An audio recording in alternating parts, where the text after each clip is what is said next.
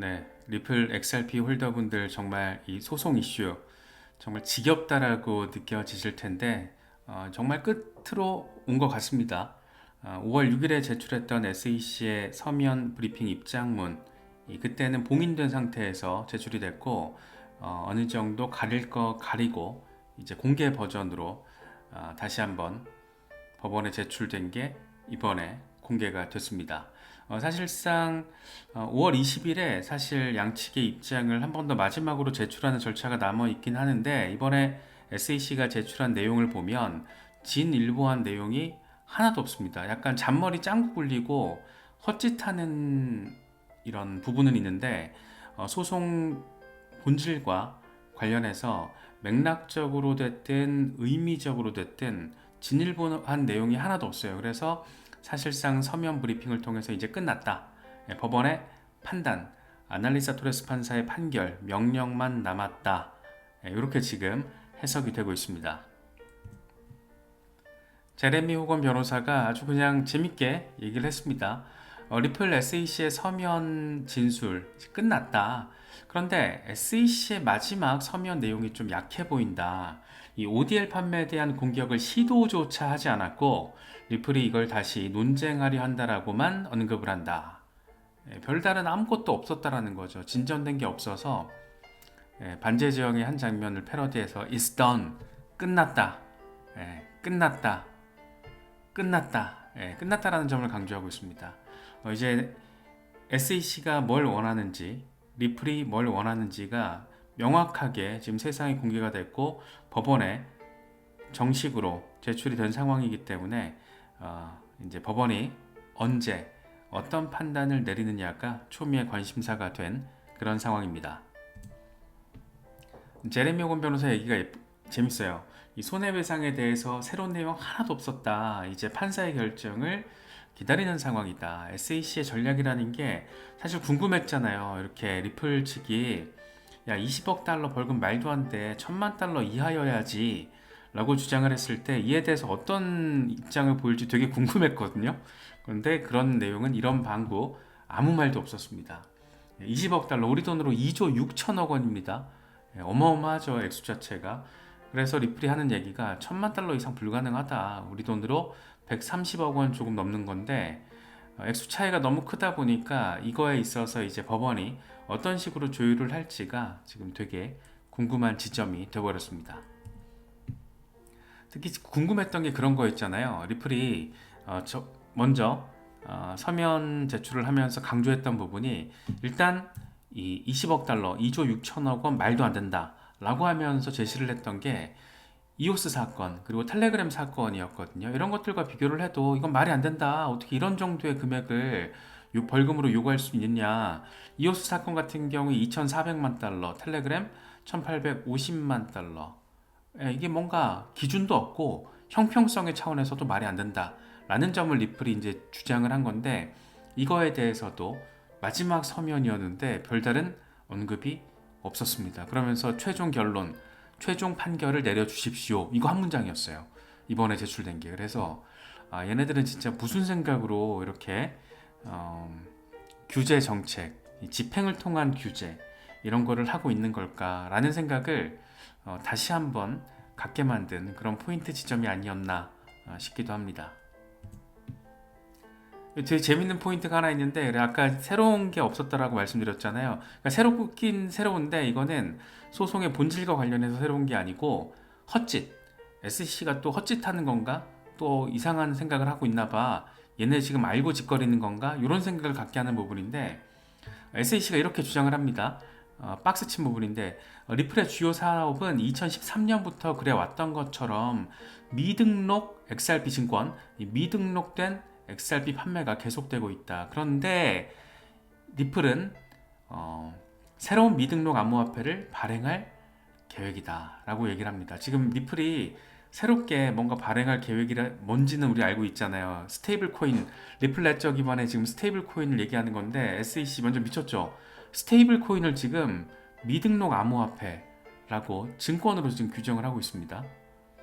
정신 나갔어요. 이게 도대체 뭘 기준으로 이렇게 할 수 있는 건지. 그러면 이렇게 따지면 USDC나 USDT 이런 스테이블 코인들이 다 증권이 돼야 되는 거고, 그러면 피아트 머니도 미국 달러도 증권이 돼야 되는 건가? 뭐 이런 생각을 갖게 만들잖아요. 그래서 뭔가 지금 독특한 주장을 펼치고 있구나. 얘네들이 지금 뭔가 끼워 넣기를 하려는 건가? 대체 의도가 뭔지 모르겠는데, 리플이 올해 연말에 발행 계획을 하고 있는 리플 레저 기반의 스테이블 코인까지 새로운 미등록 증권 암호화폐 이렇게 지금 규정을 해서 이 상태에서 주장을 하고 있습니다. 그래서 어쩌라고 라는 생각이 좀 들죠. 스튜어트 알데오티, 리플 CEO가 이런 얘기를 해요. SEC는 법을 충실히 이행하지 못하고 판사의 눈을 속이는 데만 급급하다. 좋은 소식은 우리가 소송을 마무리하는데 그 어느 때보다 가까워졌다라는 것이다. 사실상 이제 끝물이라는 거, 판사의 결정만 남아 있다라는 거.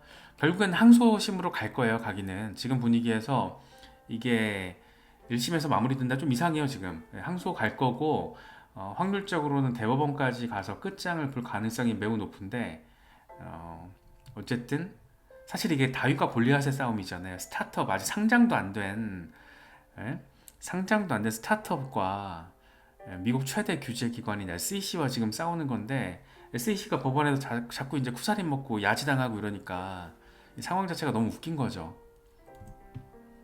빌 모건이 몇 가지로 이렇게 정리를 했는데, 그래도 우리가 어설프게 미국 법에 대한 어떤 법률적인 지식이 없는 사람들이 어설프게 번역에 의존해서 뭔가 바라보는 것보다는 현직 변호사가 특히 이제 XRP 진영에서 블록체인과 관련돼서 조금 알고 있는 사람이 평가를 하는 것을 짚어보는 게 더 좋다라고 생각을 했어요. 그런데 빌 모건이 자세하게 조금 얘기를 했더라고요. 재미있는 포인트들이 있어요.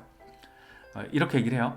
그러니까 SEC가 리플에게 부당이익금 반환 명령이 필요한지를 따지기 위해서는 먼저 선결적으로 필요한 게 있다. 그게 뭐냐면 기관들에게 일정한 재정적인 손해가 있었다라는 걸 증명해야 한다. 그러니까 리플이 뭔가 니네 지금 부당 이득을 취했어. 기관들한테 XRP 미등록 증권을 판매해서 양식재판에서 법원이 지금 판단을 한 게 초기 기관 대상 판매 물량은 증권이라는 거잖아요. 투자 계약.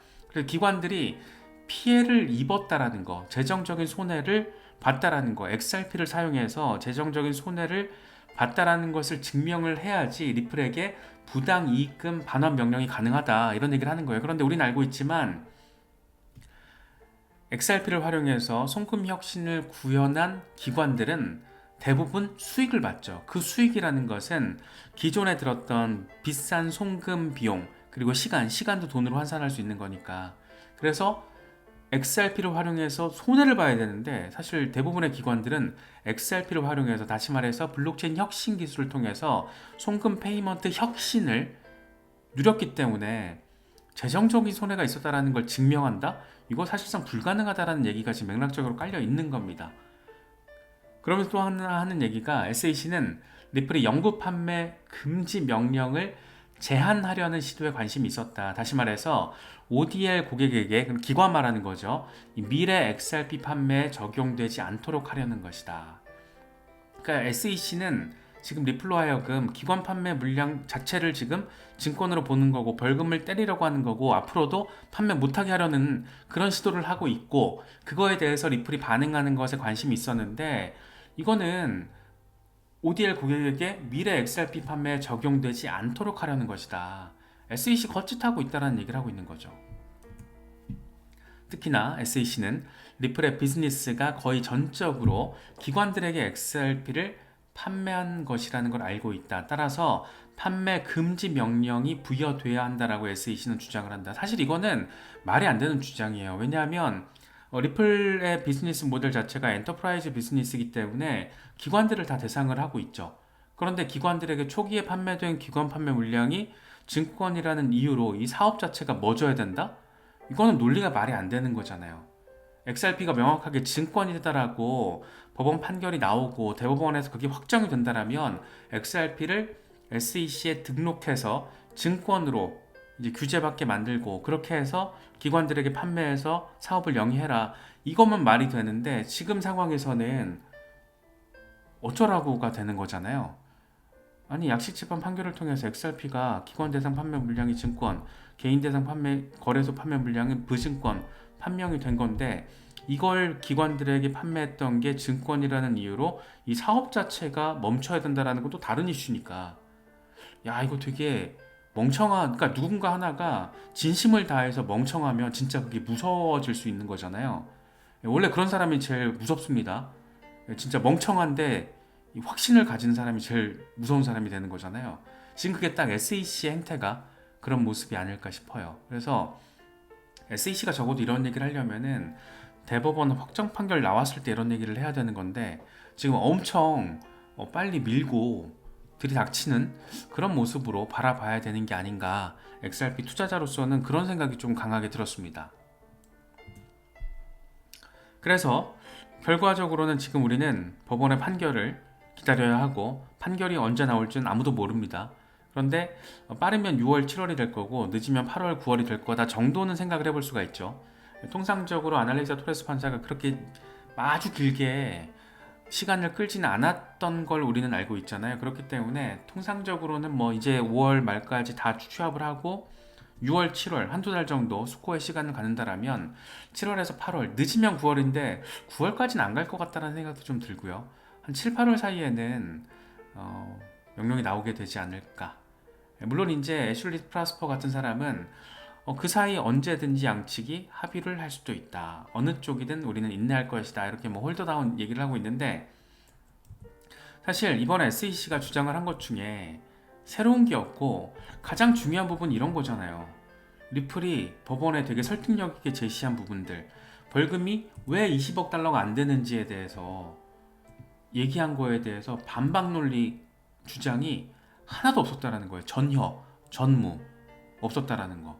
이게 과연 뭘 의미하는 걸까요? 얘네 지금 합의하려고 이러나? 이런 생각도 할 수 있다라는 거죠.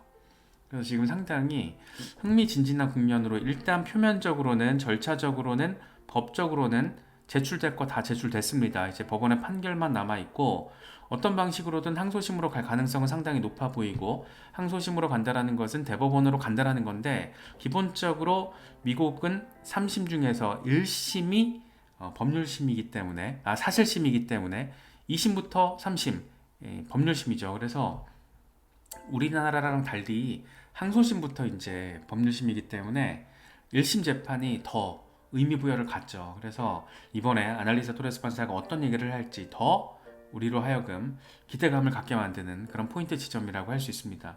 아직 뭐 시간은 조금 더 걸릴 것 같긴 한데 이번에 SAC가 추가적인 공격을 하지 못했다라는 거 그리고 이번에 빌 모건이 이렇게 정리를 한 것처럼 약간 증명이 안 되는 것들 주장은 이렇게 하고 있는데 부당 이익금 반환의 근거가 뭐가 돼야 되지?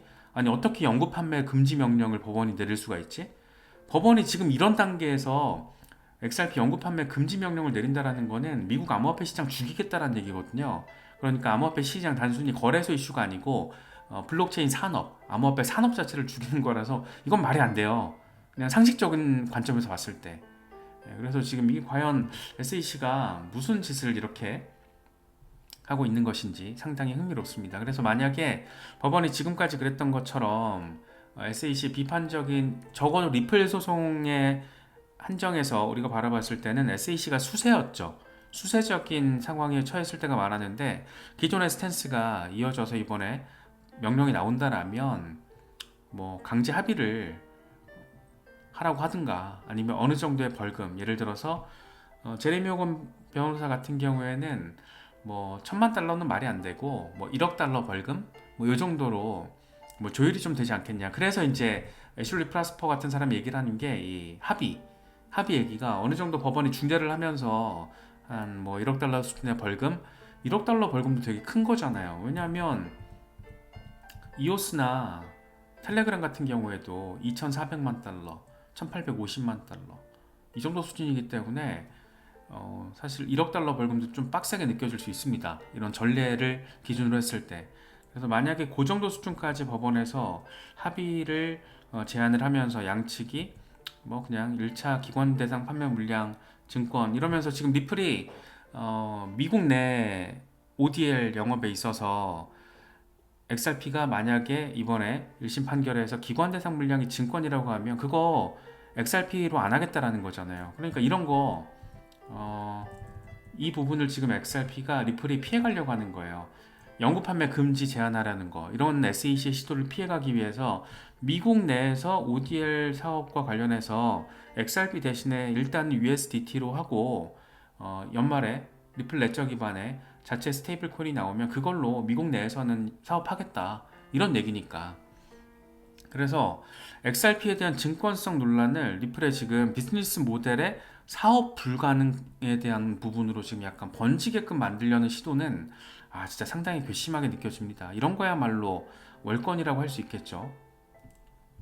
거기다가 실제 기업들이 XRP를 활용한 송금, 페이먼트, 혁신을 통해서 이익을 보고 있는데, 여러모로 혁신을 향유하고 있는데, 그런 것들은 전혀 고려하지 않고 기준도 없이 무조건 증권이다, 정말 약 올리는 것 같기도 하고 좀 짜증나죠. 어쨌든 이런 되게 짜증나는 상황이지만 SEC 행태는 긍정적인 기대감도 자리하고 있는 상황에서 XRP의 주간 차트 흐름이 상당히 예쁩니다. 이제 뭐가 나올 수도 있겠구나 하는 기대감을 보여주고 있는데, 주간 차트 대칭 삼각형 아래쪽 추세선에서 지금 반등을 해줬다. 이번에 꼬리 찍고 반등을 해줬다라는 거잖아요. 그래서 성공적으로 상단 저항을 돌파해서 대칭 삼각 패턴을 완성을 해준다라면 첫 번째 0.93달러, 두 번째 1.68달러까지, 이제 원화로 치면 2,000원 넘어가는 거잖아요. 일단 그 정도까지만 좀 나와주면 그래도 홀더분들이 조금 숨통이 좀 트이지 않을까, 그런 생각이 드는데, 이 정도까지는 충분히 가능하지 않을까, 개인적으로 좀 그렇게 기대감을 가지고는 있습니다. 물론 그 이상까지 가야겠죠. 이런 그림 보면 참 이 비즈니스 자체가 엄청난 지금 확장성을 이미 만들어냈다는 걸 우리가 느낄 수가 있잖아요. SBI를 통해서 R3와도 다 연결이 되어 있고, R3의 대주주가 SBI입니다. 그러니까 SBI는 R3와 리플의 아빠인 거죠. 지금의 리플이 있게끔 가장 적극적으로 지지를 했던 스폰서 역할, R3 마찬가지고, 또 월드뱅크와 연결되어 있고, 수많은 금융 기업들과 이 백본 기술로서 연결이 되어 있고, FedNow, 스위프트, ISO 2002 유일한 블록체인 기업 멤버로서 같이 이렇게 협업을 하고 있는 회사들도 엄청 많고, 피나스트라 이런 기업들 엄청 많고, 이런 것들 보면 SEC의 어떤 이런 증권성 이슈 가지고 한 기업의 사업 자체를 먹게 하려는 그런 헛짓은 법원에서 제동이 걸릴 가능성이 상당히 높다라고 바라보고 있습니다. 그게 아니면 미국에선 암호화폐 사업하면 안 되죠. 그런데 과연 지금 미국 대선에서도 암호화폐 투자자들의 이 표심이 굉장히 중요한 이슈로 떠오르고 있는데, 이걸 이런 식으로 밀어붙인다? 쉽지 않을 것 같긴 해요. 이런 와중에 우리 쭈꾸미 대가리 게리 갠슬러는 CNBC에 출연을 해서 또 쭈꾸미 대가리 터지는 소리를 열심히 또 늘어놨습니다. 미국 대법원이 해석한 대로 가상자산 대다수는 미등록 유가증권에 해당한다. 우리는 투자자들을 보호하기 위해서 그 법을 따르고 있다. 이거 지금 대법원이 해석한 거, 이거 1946년 하위 테스트 얘기하는 거잖아요. 미친놈입니다 진짜. 지금 시대가 어느 시대인데 100년 전 얘기 가지고 지금 와서 이런 얘기를 하고 있는 거 보면, 이런 거 보고 있으면 조금 약간 욱하는 생각이 드는 것은 기분 탓만은 아닌 것 같습니다. 그러면서 하는 얘기가, 투자자들은 가상자산에 대한 공개 정보를 충분히 얻지 못하고 있다. 중개자들은 이로 인해서 갈등을 겪고 있다. 그게 아니고 니네 때문에 지금 우리가 힘들잖아 라는 얘기를 좀 우리는 하고 싶죠. 진행자가 스쿼크 박스에서 출연한 건데, 진행자가 이더리움은 증권이냐라고 물으니까 또 대답 안 하더라고요. 진짜 나쁜 놈이에요.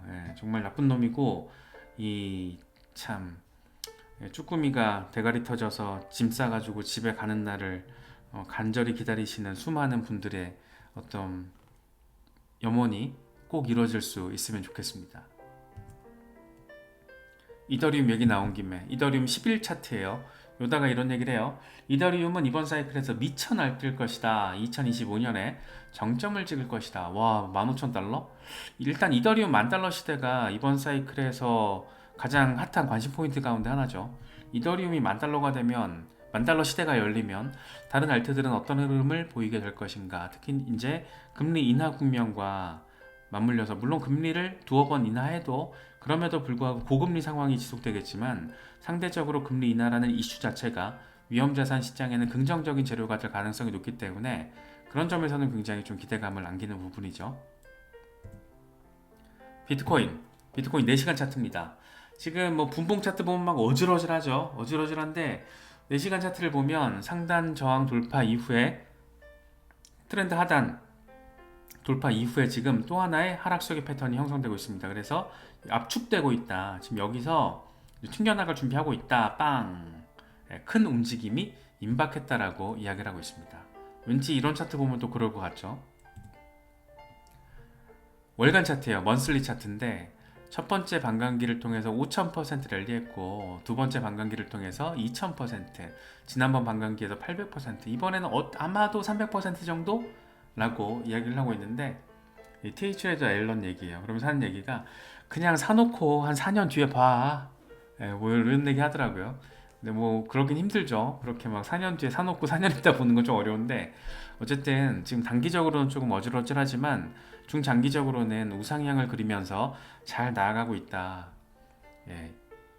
이런 걸 맛보기 위해선 이런 걸 또 경험을 해야 돼요. 이런 걸. 예. 가다가 또 이런 거 나오겠죠. 그러다 가겠죠. 예, 이런 부분들 이제 조금 경험치 계신 분들은 마음이 편안하시겠지만 사실 비교적 최근에 들어오신 분들은 굉장히 막 한 10,000달러만 빠져도 70,000달러대에 있던 게 60,000달러대에만 있어도 어질어질한데 모든 건 다 상대적입니다. 60,000달러 밑에서 매수하신 분들은 지금도 다 플러스고 그분들 대다수는 70,000달러나 80,000달러에서 비트코인을 매도할 가능성이 낮아요.